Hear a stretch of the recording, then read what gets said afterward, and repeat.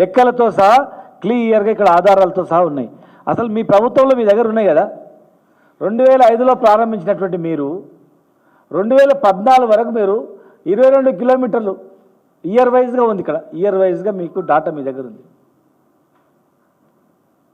మసిగూసి మారడికాయ చేసినట్టు మీరు ఏదో చెప్తే ప్రజలు నమ్ముతారనుకుంటే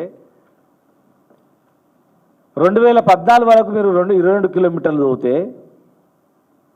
మరి 2 సంవత్సరాల కరోనా ఉన్నా కూడా దాదాపు 12 కిలోమీటర్లు తోయింది. ఇది వాస్తవం కాదా? తోగకపోతే దాదాపు 3,900 కోట్లు ఎట్లా ఖర్చు అవుతుంది? మీ హాయంలో అన్ని సంవత్సరాలు పనిచేసి 2006 నుంచి 14 వరకు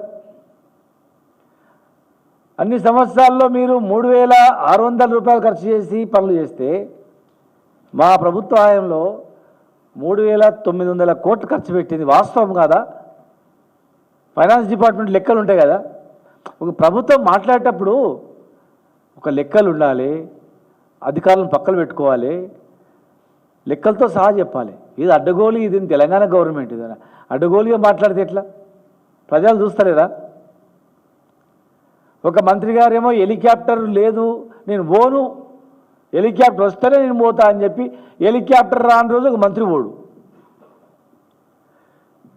ఇక ఎలక్షన్ల మీద పని మీద ముఖ్యమంత్రి గారు ఎలక్షన్లు, మంత్రి గారు హెలికాప్టర్ లేదని పోవడం, ఇక ఇంకొక మంత్రి విదేశాలు తిరగడం. తప్పులు చేసేది వాళ్ళు, ఉల్టం మా ప్రభుత్వం మీద, మాజీ ముఖ్యమంత్రి గారి మీద, ఇరిగేషన్ మాజీ మంత్రి హరీష్ రావు గారి మీద దుమ్మెత్తి పోవడమే. హరీష్ రావు గారు వచ్చిండని చెప్పి ఆయన మీద ఆరోపణలు. ఆయన వచ్చి మేమందరం తోలుకొని మేమందరం కలిసిపోతేనే కదా బాలరాజు గారి నియోజకవర్గం అది. ఆయన పని చేస్తామంటే అడుగు పెడితే ఆయన మీద లేనిపోని ఆంక్షలు, భార్య తీసుకోకపోతే ఆంక్షలే, ఫ్యామిలీతోనే పోతే ఆంక్షలే, అవమానపరిచే రీతిలో.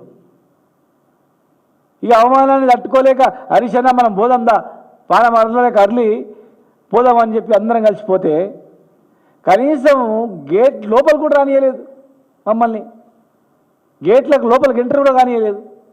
ఏం చేద్దాం చెప్తామంటే వాళ్ళ తప్పులన్నీ అడుగుతామని, ఎత్తి చూపుతామని చెప్పని. 21 నాడు ఒక శాసనసభ్యుని కూతురు ప్రీ వెడ్డింగ్కు అబుదాబి పోతే 22 నాడు సంఘటన అయింది. సంఘటన జరిగిన తర్వాత ఒక సంఘటన మీదేసి ఈయన బాధ్యుడు అంటారు. అసలు విషయాలు మీకు తెలియదేమో. ఆ ప్రీ వెడ్డింగ్కి మంత్రిగా ఒక మంత్రిగా నల్గొండ జిల్లా మంత్రి కూడా ఉన్నాడు మరి ఆ వెడ్డింగ్లో.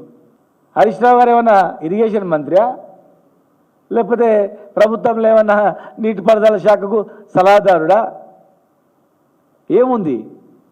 ఆయన దుబాయ్ పోయినందుకు మీరు పని చేయలేదు. ఎక్కడే సంఘటన జరిగితే వీళ్ళు బాధ్యులు అంటే వీళ్ళు ఏమైనా హోమ్ మినిస్టరా, లేకపోతే అక్కడ ఏదైనా గవర్నమెంట్లో ఏమైనా కీలక పోస్ట్ ఉన్నాడా? ఎక్కడ ఏం జరిగినా వీళ్ళే కారణం అనడం ఏమన్నా న్యాయం ధర్మం ఉందా?